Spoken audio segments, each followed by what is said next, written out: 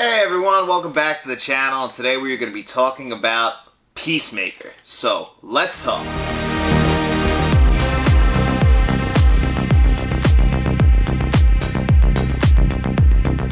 So, Peacemaker just wrapped up its run on HBO Max and I just finished watching it. So, if you guys are looking for a lot of negative thoughts on this show, I'm telling you what, you came to the wrong place because I am going to be raising praises up and down this video. Unfortunately for you, if you don't like this is a big positive video for me because I was just a huge fan of Peacemaker. So just right off the bat, this is going to be a spoiler review of the series and everything that I thought about it. And if you haven't seen it yet, come on back to the review after you have seen it.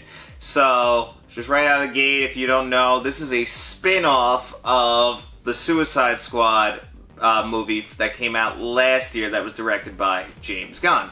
And this is very much a James Gunn show. It has his fingerprints all over it, so if you don't like his movies or his style of movies and his sense of humor and the music he likes, then you probably won't like Peacemaker.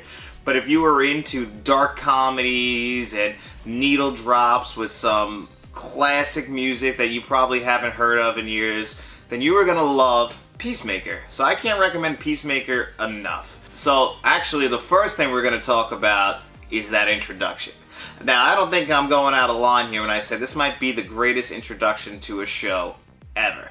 I didn't skip the intro once for any of the 8 episodes. It is hysterical. The fact that they were able to get every actor to stay stone-faced while they played wigwams, do you really want to taste it, and just doing a choreographed dance sequence for every single character that's on the show. Don't doing forget their the pelvic thrust. Yeah, the pelvic thrust from freaking Robert Patrick is probably the show-stealing moment, because who would expect that from Robert Patrick? It's just a phenomenal opening sequence. I don't know how they pulled this off or how they thought this. This is totally James Gunn's kind of thing. It's just, I can't move past it. I will watch this intro forever. It's just the greatest thing. It makes me feel so happy. I love it. And I actually found the band Wigwam from this, which I never heard of. They've been around for a long time. They're essentially a modern day 80s rock band, and it's incredible that this band exists, and I never heard of them. That's on me, and thank you to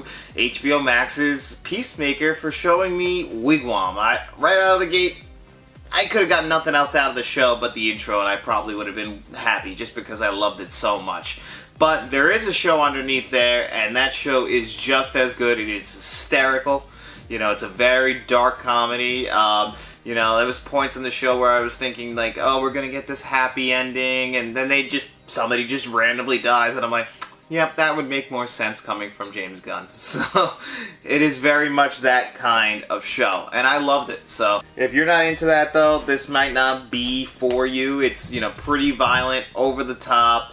You know, some of the jokes are, you know, they're not for the sensitive-minded people. They really just go for it, and, which brings me into the lead, John Cena. And I was not a big John Cena fan of the wrestler or the actor prior to this.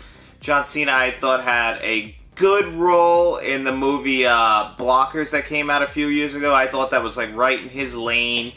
You know, like, I felt like he really, like, there was just never a role that was made for John Cena, and he played Peacemaker in the Suicide Squad, and I thought, wow, that's what he should be doing. And I guess James Gunn noticed it too, and the people over at Warner Brothers, because they gave him his own spin-off show, and it worked perfectly. This is what John Cena should be doing. This is exactly what he was born to do, is movies or shows like this, where he gets to really, like, flex his muscles, no pun intended, and what he can do as an actor, because he showed the range that he has in here, and you got the performance you needed out of him on this show. So I can't give enough praise to John Cena at all. There is not enough praise in the world than there is to throw at John Cena right now. He is so good in this.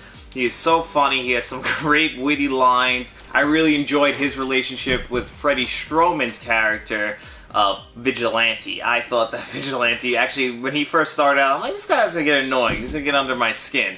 But you know what? Besides being a sociopath, this guy actually somehow has a warm center to him. He really does care about John Cena's character, which is really funny because this guy you know, just like John Cena, you know, they're murderers. They're straight up killers. You know, but in their eyes, they believe that they're doing it for good. John Cena says that he will get peace at any means necessary. He doesn't care how many women and children have to die for him to do that. And Vigilante's kind of along the same way. He kills, and, you know, as long as he kills bad people, he doesn't feel bad about it, but there might be some mistakes here and there, he says. So you might kill the wrong person, but it doesn't stop him from doing what he's doing. But it's played so great by him. It's so funny. Another great character. And then that brings us to Danielle Brooks' character, who is also phenomenally cast in this show. She, I think, actually is the heart of the show, so she was asked to do a lot of the heavy lifting as far as, you know, the emotional center. You know, we get a lot of shots of her and her wife's relationship and how that's working and how this job is straining on her, or her relationship with her mother, played by Viola Davis, who you've seen in the Suicide Squad in both movies as Amanda Waller. So she plays her mother in this. Like, we actually do get a few shots with Viola Davis, so it was nice to see her pop up on this. But Danielle Brooks, not to jump away from her, she did great. She was perfectly cast, played perfectly on this show. I really think she did a great job. I can't say enough things about her. Her relationship with John Cena's Chris, he likes to have a little bit of a heart underneath that hard center, so underneath that hard shell, I should say. And I really think that Danielle Brooks was the person that was asked to do that most. And actually, surprisingly, another character who was asked to do a lot, he was getting made fun of a lot, and I kind of knew that this arc was coming for him, where he was the butt of everybody's jokes. So the actor who I'm thinking of is Steve Agee. He played his role perfectly as well. You know, like I said, he is the butt of everyone's jokes. They call him Dye Job, which is actually a nice little inside joke because he didn't want to dye his beard for the Suicide Squad.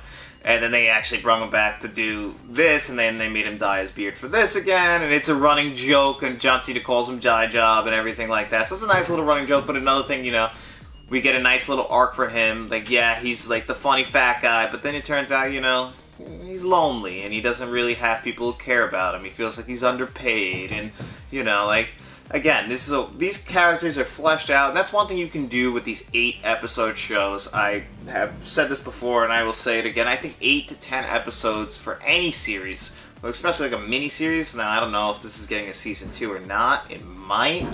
But as far as, like, I think that they told the story they needed to tell, and, like, 8 to 10 episodes really lets you flesh out these characters, but not have filler. Because I don't think these 8 episodes have filler. I think they're perfect along the lines of what they were going for. It doesn't need more, it doesn't need less. You know, you gotta find that perfect right spot, just keep it right in your lane, and I think they did that with Peacemaker. And, you know, there's plenty of other supporting characters in this show, and all of them, everybody is well cast. Robert Patrick is in this, the T-1000. He's aged a lot, but he is still playing a great villain. I hated him, which is incredible for Robert Patrick. You know, he's the all-time white supremacist. His name is White Dragon, is the name of his character. He is Chris Smith, Peacemaker's father, and he's an asshole.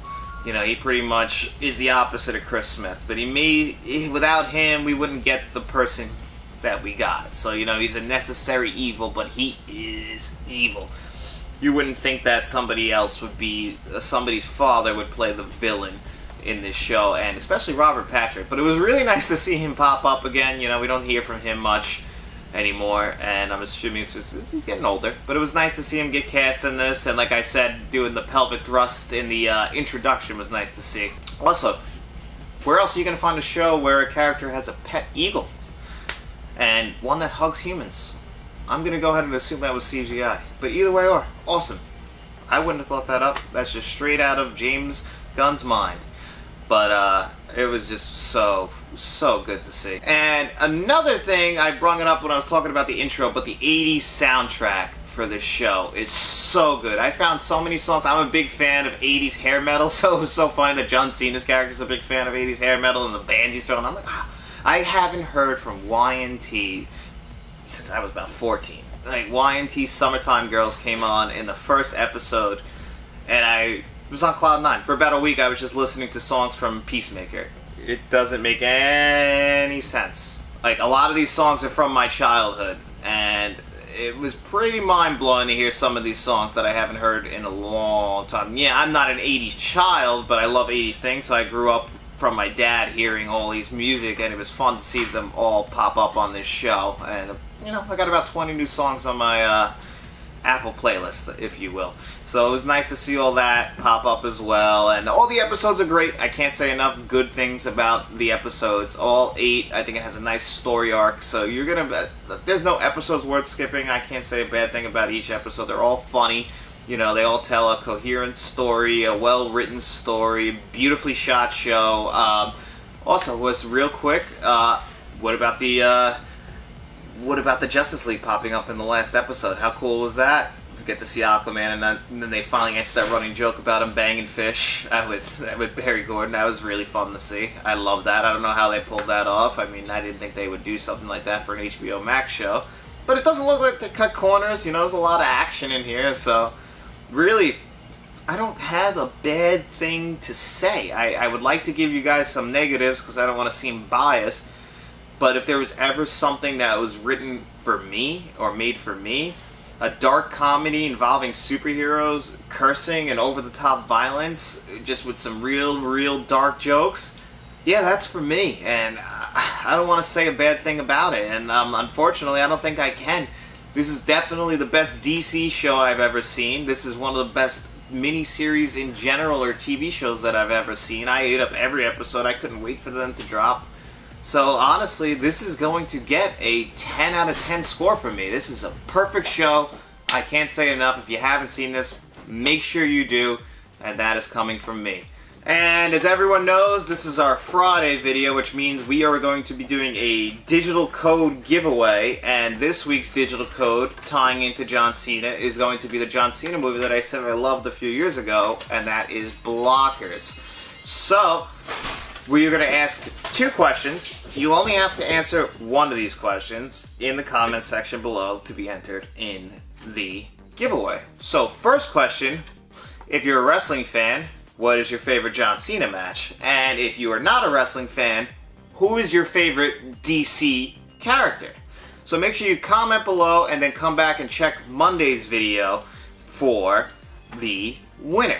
And we will reach out to you. The rules are in the comments or in the description below, but just always know, Friday's video, we announce the questions and what we're giving away, and Monday's video, we will announce the winner. So, answer those 2 questions in the comment section below. And as always, thank you for joining me on another edition of Let's Talk, and make sure you like, share, and subscribe, and you tell all your friends.